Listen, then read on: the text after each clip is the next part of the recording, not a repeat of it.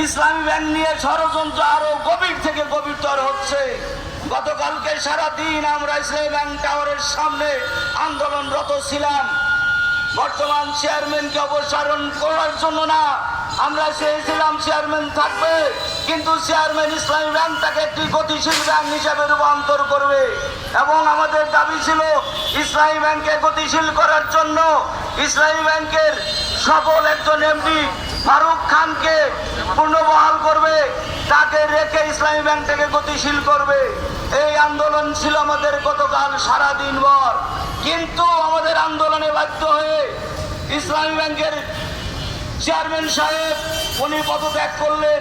ওনার পদত্যাগ আমরা চাই না। আমি গতকালকে ওনাকে বলেছিলাম, ওনার উদ্দেশ্যে কথা বলেছিলাম, মাননীয় চেয়ারম্যান আপনি ইতিহাসের নায়ক হন, বিলেন হলেন না।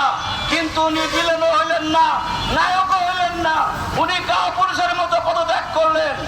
জানি না এই পদত্যাগ ইচ্ছাকৃত না বাধ্যতামূলক পদত্যাগ, এটা উনি জানে এবং গভর্নর স্যার জানে। আমি গভর্নর স্যারের দৃষ্টি আকর্ষণ করব, স্যার আমরা প্রথম আশান্বিত হয়েছিলাম যখন ওনার পদত্যাগ গ্রহণ করলেন, কিন্তু পরক্ষণে আমরা হতাশ হলাম।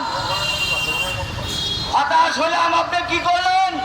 আপনি তার পদত্যাগ পত্র গ্রহণ করে পরক্ষণেই পতিত একজন তারকা ইসলামী বাংলাদেশ ব্যাংকের ডেপুটি গভর্নর পলাতক, সেই গভর্নর 5 তারিখের পরে উনি পলাতক ছিল, উনি অপসারিত হয়েছিল।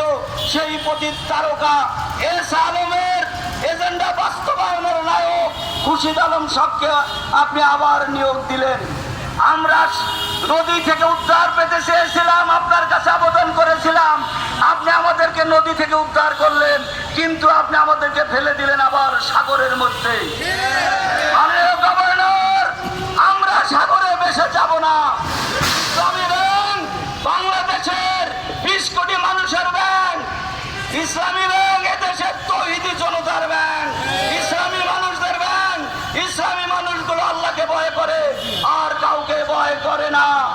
আপনারা আমাদেরকে সাগরে ভাসিয়ে দিতে পারবেন না। আমাদের সাগরে ভাসাতে গেলে আপনি সাগরে ভেসে যাবেন। এখন আপনার মাধ্যমে নতুন চেয়ারম্যানের পদত্যাগ চাই না। এবার আমি আপনাদেরকে বলবো, গভর্নর স্যারকে বলবো, বিনয়ের সাথে বলবো, আপনি চলে যান। এস আলমের এজেন্ডা বাস্তবায়ন করবেন না। আপনার পূর্বশরীরা এস আলমের এজেন্ডা বাস্তবায়ন করে তারা ইন্ডিয়ায় পালিয়ে গেছে।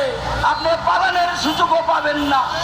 আপনি পথ ছেড়ে দেন, চালাইতে পারলে চালান, না চালাইতে পারলে কুচক্রি মহলের কোন চক্রান্ত বাস্তবায়ন না করে আপনি পদত্যাগ করেন। পদত্যাগ করে ইসলামী ব্যাংকে উদ্ধার করেন, ইসলামী ব্যাংকে বাঁচতে দেন। এই আশা প্রত্যাশা ব্যক্ত করে আমি আমার সংক্ষিপ্ত বক্তব্য শেষ করছি। আল্লাহ হাফেজ, আসসালামু আলাইকুম। মৌলভী জাতীয় প্রেস ক্লাবের সামনে ইসলামী ব্যাংক সচেতন গ্রাহক সম্মানিত উপস্থিতি,